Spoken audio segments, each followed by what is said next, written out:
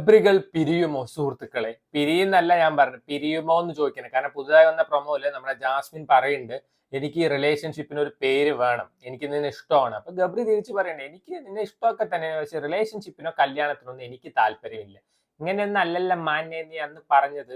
അച്ഛൻ വന്നാലും ഞാൻ കൈവിടില്ല, നിന്നെ ജയിക്കാനാ ഞാൻ വന്ന്, ബിഗ് ബോസ് ട്രോഫി എനിക്ക് വേണ്ടാന്ന്. സോ ഒന്നെങ്കിൽ ഇവരുടെ അടുത്തൊരു പ്ലാൻ അല്ലെങ്കിൽ ഒരു ഡ്രാമ ആയിരിക്കും. കാരണം ഈ ഒരു കോംബോ വർക്കാവില്ല എന്ന് അറിയുമ്പോൾ ജാസ്മിൻ ഒരു വിരഹ കാമുകിയുടെ ട്രാക്ക് പിടിക്കാനും ഇവൻ ഒരു സ്ട്രോങ് പ്ലെയർ എന്നുള്ള ഒരു ട്രാക്ക് പിടിക്കാനും നോക്കുമായിരിക്കും. അല്ലെങ്കിൽ ഞാൻ ചോദിക്കട്ടെ, ഇവൾക്ക് പുറത്ത് കമ്മിറ്റഡ് ആണെന്നുള്ള കാര്യമല്ലോ ഇവൾക്ക് ഇത്രയും കാലമായിട്ട് അറിയുള്ളൂ, പുറത്തുള്ള കാര്യമൊന്നും ഇവൾക്ക് അറിയില്ലല്ലോ.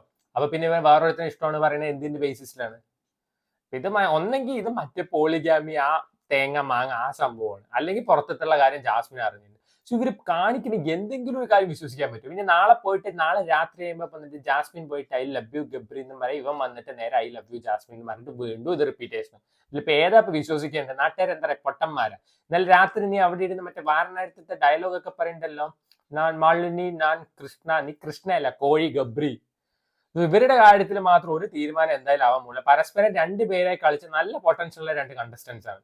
ഒന്ന് ഇപ്പോ രണ്ടുപേരും വേറെ വേറെ ടീമിലാണ്, സുഖമായി ഇരുന്ന് കളിക്കാവുന്നതല്ല. ഈ പേരൊക്കെ മാറ്റി വെച്ച് കളിച്ചിട്ട് പോടേ, എന്തൊക്കെ മുഖം വെച്ചിട്ടാ നീ പുറത്തിറങ്ങാൻ പോണി? ഇനിയെങ്കിലും നിർത്ത്.